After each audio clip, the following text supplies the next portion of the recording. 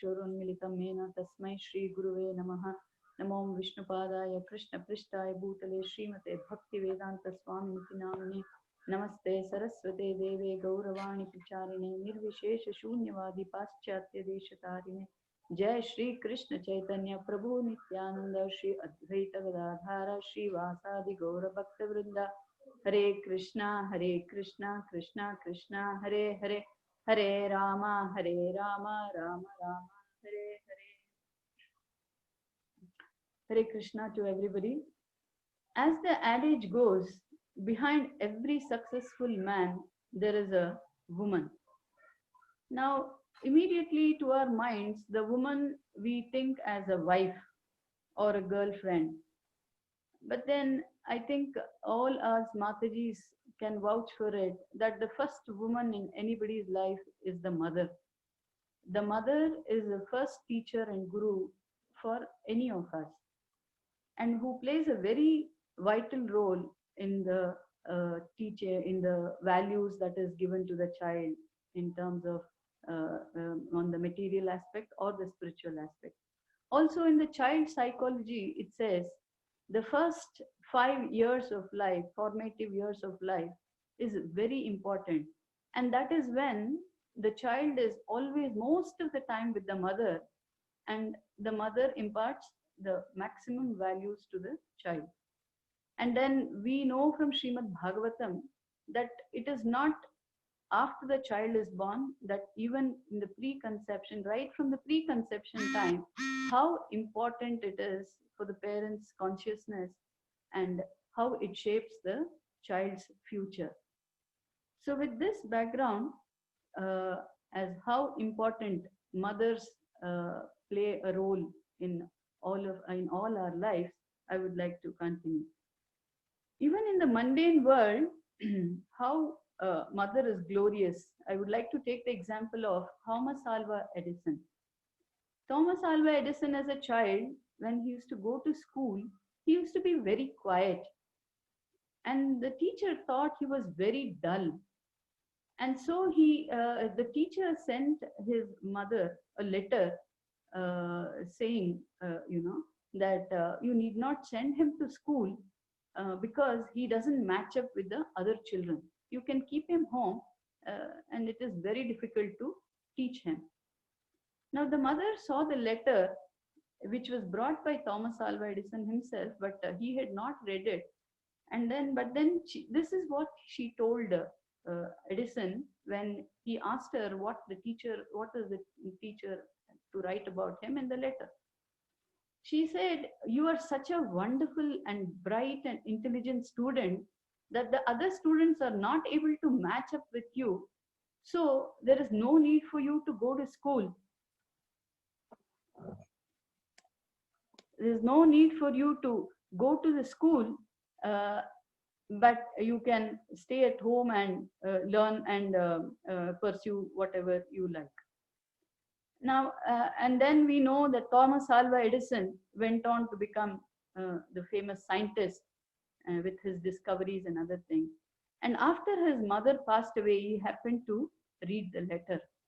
And then he saw in the letter that what his mother told him was totally opposite of what the teacher had told. And then that confidence and faith in him by his mother made him a great scientist. Now, this is the role of a mother. I mean, like glorious mothers that we are talking about. If we are talking of glorious mothers on the mundane level, then from Srimad Bhagavatam, we have seen Kayadu, who gave birth to Prahalad Maharaj, Suniti, who was very instrumental in Dhruva Maharaj finding the Lord. And then also, we also see when the intentions were not good, like Diti, then Hiranyaksha and Hiranyakashipu were born. So it is very important for us to know that the role of a mother is shapes the future of the child. So today we are discussing about the great glorious mother Anjana, who is the mother of Anjaneya. And Anjaneya is known as Bhakti personified. So at this juncture, I would I would like to thank Her Grace Malini Mataji and all the organizers of Sharanya for giving me this opportunity. When Malini Mataji called me, I mean, it took some time for me to digest that I'm given an opportunity to speak to such an august audience who have spent their lives in Krishna consciousness, whereas I maybe it started just few years ago. And then, is this really justified? But then, just as a small seva to Guru and Gauranga and Vaishnava, he said I would just accept it. So I really thank all the Vaishnavis who are on the forum and organizers of Sharanya and ICC for this wonderful opportunity. And it helped me understand two things. One thing is, it really helped me understand what is causeless mercy. Causeless mercy, we always read, we think it comes from Krishna, from the Lord. But causeless mercy comes from more from the devotees of the Lord.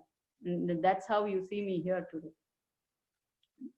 Okay, and then, so with this in the background. Mataji? Yes, Mataji. Hare Krishna, can you be a little louder, Mataji? Sorry to interrupt. Yeah, yeah. Hare Krishna. Am I audible now? Hare yeah, Krishna. But you're too close to the screen. Yeah, but that's the maximum volume on my mobile, Mataji. Okay. Yes, yeah. Or maybe I should speak a little more louder. Is this okay, Mataji? It's okay, Mataji. Okay. So we are going to speak about Mother Anjana. Now there are three from various parts of the scriptures, especially from the Ramayana and the Shiv Purana. There are different explanations given about Anjana that I'm going to try to explain now. Now from the Ananda Ramayana, when Bhudevi and the Devatas approach Lord Vishnu, who are not able to tolerate Ravana terrorizing the world, Vishnu tells the Devatas to appear as celestial monkeys, and then he will appear as the Lord Ram, and then he would vanquish Ravana.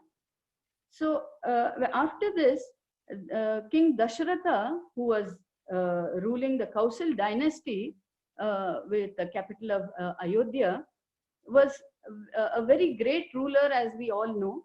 And then the kingdom was so happy, and then all the citizens there were so happy that they had no complaints against the King Dasharatha.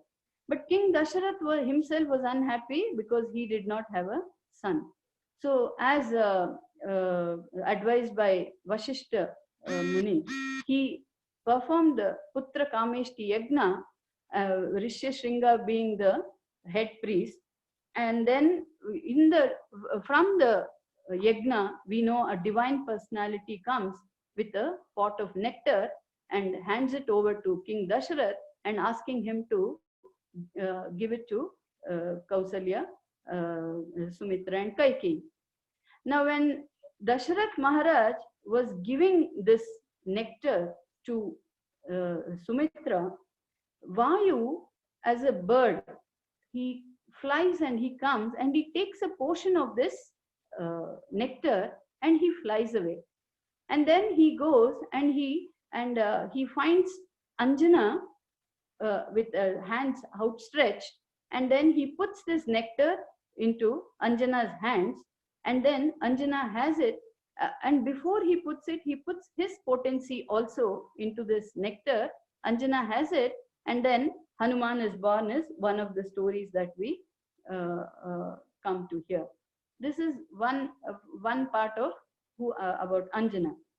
Now Anjana was a great devotee of Lord Shiva, and she was praying to Lord Shiva to get a son, and this is how Lord Shiva reciprocated with her. Now from this is from Ananda Ramayana. And then from Srimad Bhagavatam, we know about the churning of the ocean and how the Devatas and the Daityas were churning the ocean, and they got the pot of nectar, and the pot of nectar was snatched by the demons. And then the Devatas, as usual, again went to Lord Vishnu, praying to Lord Vishnu to help them.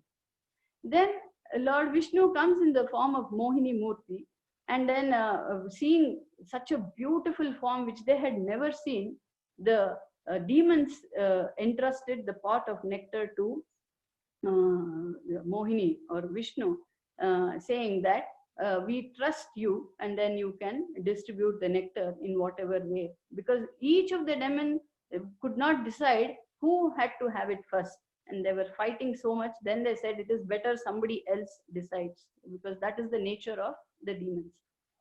And then so the demon, when Mohini Murti took the nectar, pot of nectar, and then she started distributing it to the Devatas. And then the Daityas, they realized that it was over, and then it was not meant for them. So this pastime we all know. But then during this pastime, what happens? Lord Shiva is not present there, but then he hears the glories of beauty of Mohini. And he is so attracted just by hearing the glories of beauty of Mohini. He goes to Lord Vishnu and says he wants to see this Murti or Mohini Murti. But Lord Vishnu advises him, says it is not advisable now. Now that the pastime is over, it is not needed. But then Shiva insists, and he says, no, I want to see this Mohini Murti. So then what happens? Lord Vishnu says, it's okay, fine, you please go to your abode. And then once when Shiva is sitting with Mother Parvati, Mohini Murti appears, and he's playing the ball.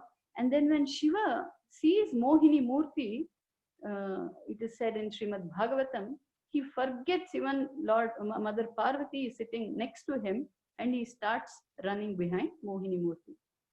So when he starts chasing Mohini Murti, Mohini also starts running away, and Shiva is running behind him. And then when they are running behind, Lord Vishnu as Mohini goes into an hermitage of sages, where the sages are worshipping Lord Shiva for benedictions. And then they see Mohini running, and then behind, then they suddenly see Lord Shiva also coming. And then they're all wondering what is happening. And then, but then they just bend their head and they continue their yagna and their worship.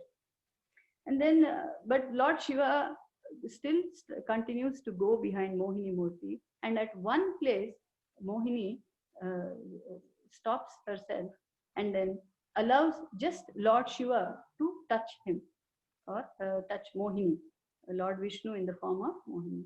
And when Lord Shiva touches Mohini, Mohini Murti disappears, but then a potency of Lord Shiva as a seed comes out. And this, and then this potency of seed, which is filled with Lord Shiva's power, is given to the sages who were performing the yagnas there. And these sages go and give it to Vayu.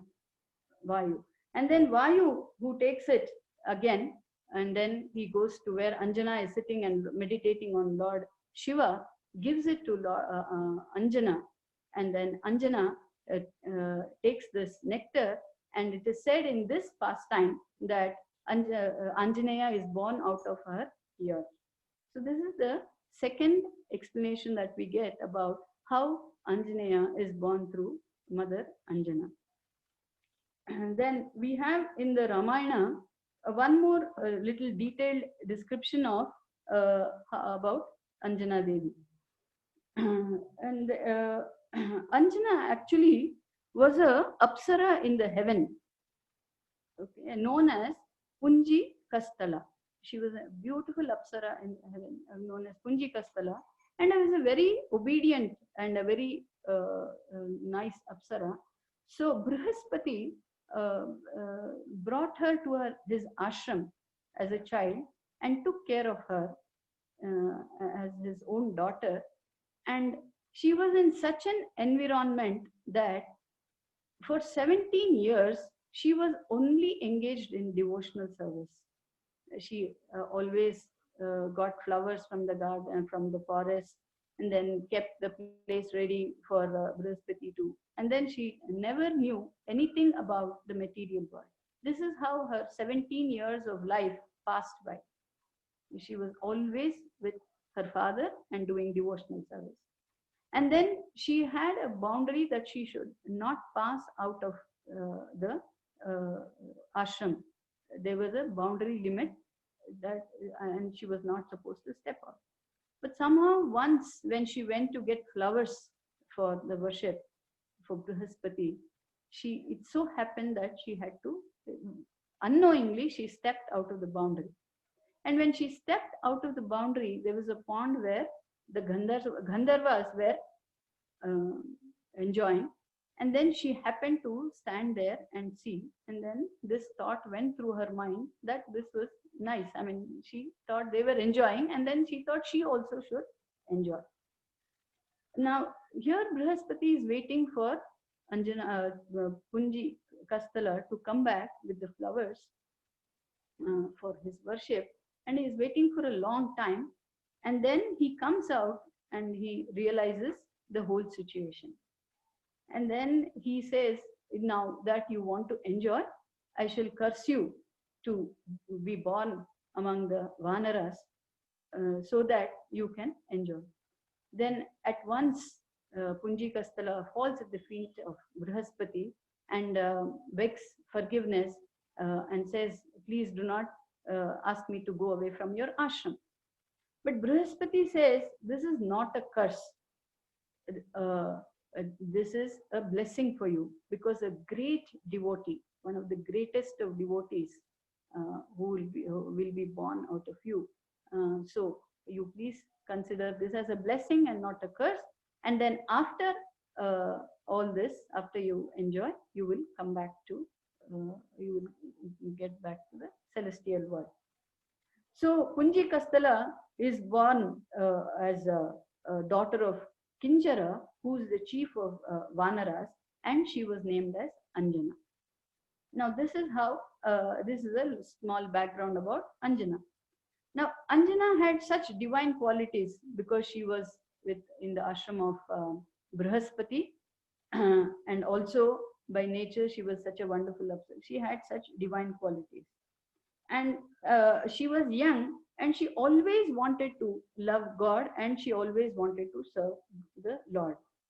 So she went to the forest to understand what exactly is devotion and how to perform it. She went to the, but then what happened in the forest, there was a Rakshasa called Shambhu Sadhana who fell in love with her and wanted to enjoy her. But then Anjana had a different purpose, so she started running away from him, and then Shambhu Sadhana started chasing her.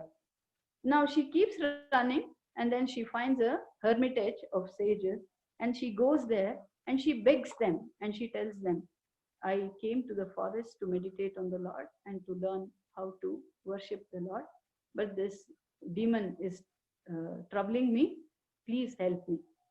The sages in turn tell her that he is a very powerful demon, and then we cannot do anything about it. So you please pray to Lord Shiva. You please pray to Lord Shiva, and there is one Vanara called Kesari who can slay him. So you please go and request him. So based on the request of the sages, Anjana goes to this Kesari, Vanara Kesari, and then she retells her story about how Shambhu Sadhana is troubling her to marry her, and then she asks him protection. So Kesari then says, okay, I will protect you, you please be here. And then he comes and he challenges Shambhu Sadhana. Now, Shambhu Sadhana, being a very powerful demon, he becomes a very huge elephant by his mystic powers. And he's destroying everything that he can see around. And then there is a heavy fight that is going on, but then neither Shambhu Sadhana is being defeated nor Kesari is being defeated. Now at this juncture, Kesari becomes a small, he reduces his size to a small monkey, and he goes onto the forehead of Shambhu Sadhana, who was as an elephant. The forehead is the weakest part of the elephant. And then there he starts hitting Shambhu Sadhana on the forehead. Now Shambhu Sadhana is irritated, and then he cannot do anything because he cannot reach Kesari because of the small size, and he is on the forehead and he is getting weak. So he gives up his elephant form, and then he comes into the demon form, and the fight continues. The fight continues, and then neither of them are defeated. So Anjana Devi then again goes and prays to Lord Shiva, and then Lord Shiva comes to her and says, Shambhu Sadhana can be killed only by his own blood. So you please tell this to Kesari. And then so what Anjana does is, she takes an arrow, she smears the arrow with Shambhu Sadhana's blood that is around because of the fight that happens between Shambhu Sadhana and Kesari, and she gives it to Kesari and tells him that you please kill Shambhu Sadhana with this arrow which is smeared with his own blood. So then Kesari accordingly does that, and Shambhu Sadhana is ultimately killed. Now all the sages who were troubled by the Shambhu Sadhana, who were interrupting their yajna and other worship, comes and they glorify Kesari, saying, you have saved us from a great calamity and then they are glorifying Kesari. Kesari interrupts and he says, actually it was the work of Anjana who gave me this arrow because of her devotion to Lord Shiva. So actually she is the one who has to be glorified and not me.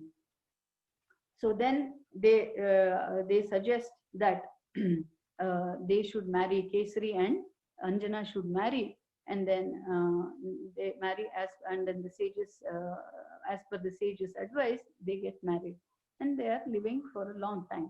And again, they have no children. So again, they sit and pray for many years to Lord Shiva and Parvati for many years, begging, doing a lot of tapasya, begging them for a child. So then they hear a voice. They hear a voice saying, there is a mango tree nearby your hermitage. You go, please pray, go and pray to that mango tree, and then you will, your wishes will be fulfilled. So they go, and then for 7 days, they're doing lot of worship to the mango tree for 7 continuous days. And then after that, Lord Shiva comes and he gives a mango to them. And that mango is filled with the potency of Lord Shiva. She eats this, and then, and of course, she becomes pregnant, and then she gives birth to Hanuman, the son of Shiva. So Hanuman or Anjaneya is a potency who is filled with Anjana, Kesari, Vayu, and Lord Shiva. That is why Hanuman is such a powerful devotee.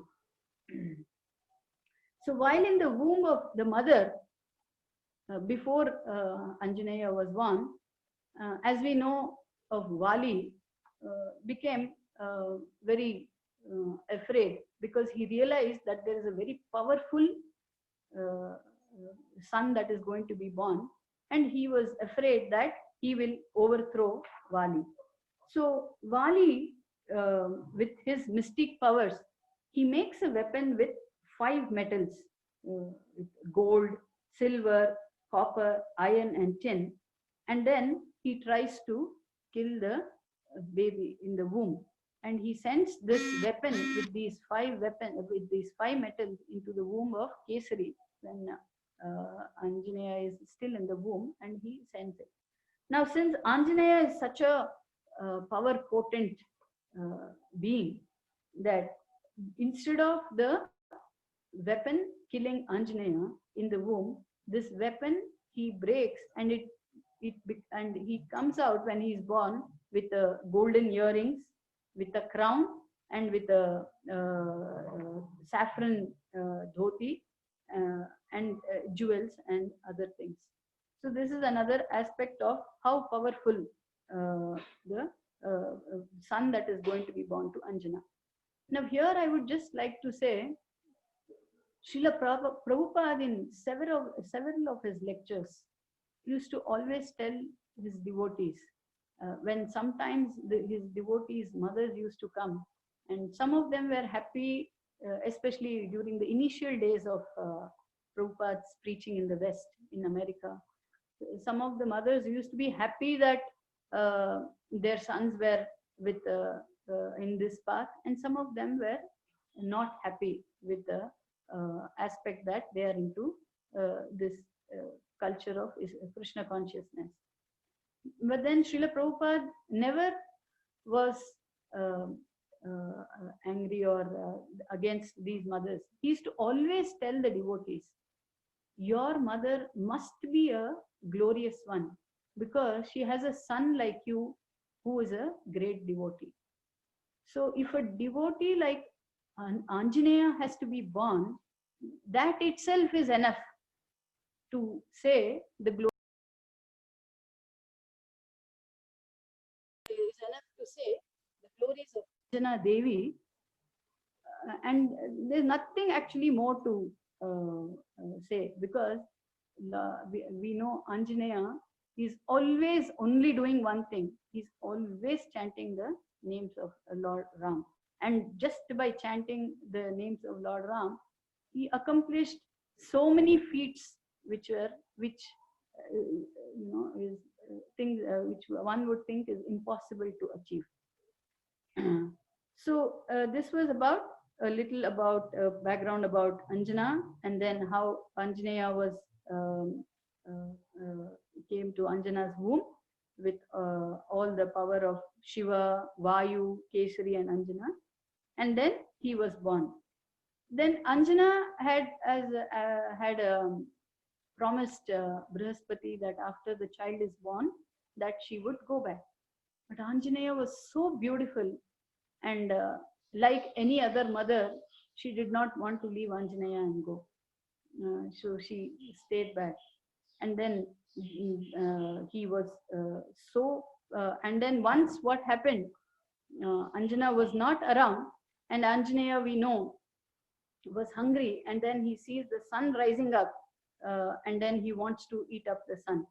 So he goes, he flies high to eat up the sun, and then sun realizes, Suryadev realizes that Anjaneya is coming to eat him up, and at the same time it so happened that it was going to be eclipse, and Rahu comes there to eat up to do his whatever prescribed duty because of the eclipse. And then Anjaneya, as a small baby, thinks it is Rahu is also coming to eat his prasadam, so he kicks him away. So Rahu goes to Indra, and then he says, I'm not allowed to do my work, please do something. So Indra, on his Airavata, he comes to stop Anjaneya. And then in the meanwhile, Vayu also realizes that as a child, Anjaneya can get burnt by Surya's rays. So he, with his power of the wind, he stops Anjaneya from going to Surya and then trying to swallow him. And then when Anjaneya sees Indra and the elephant he gets on his back, and then the pastime continues. So that's more about the story of Anjaneya. It's very difficult to talk of Anjana without talking of Anjaneya. So there are, I mean, the pastimes just continue with Anjaneya here. So at this point, I would like to stop here, and then I would like to just add that most of it, which the information that I got here was from a lecture by His Holiness Radhanath Maharaj given in 2014 in Hampi, and also from a blog from ISKCON Desiratory. I always remember when Her Grace Prema Padmini Mataji's words that she used to always say in the initial days before we tried to start Bhakti Vrikshas, that preaching is not for others. It is we do preaching for our own self. So this was such an eye-opener for me, because we have been extensively, especially in ISKCON, reading Srimad Bhagavatam, Krishna book, or Bhagavad Gita. But then very less insistence is given on reading the Ramayana. So when actually Malini Mataji gave me this opportunity and the topic, I mean, and Anjana Devi, then realized, it was so silly to call myself as a preacher that not even aware anything about Anjana. So this whole exercise of trying to give a small brief about Anjana in this Sharanya forum is for myself. But in the bargain, if there is anything good that has come out of it, it is definitely Guru Maharaj's mercy, and of course the Vaishnava's mercy. And then if there are any faults, I'm sure it is filled with faults. I beg forgiveness from all of you, and thank all of you from the bottom of my heart for this opportunity.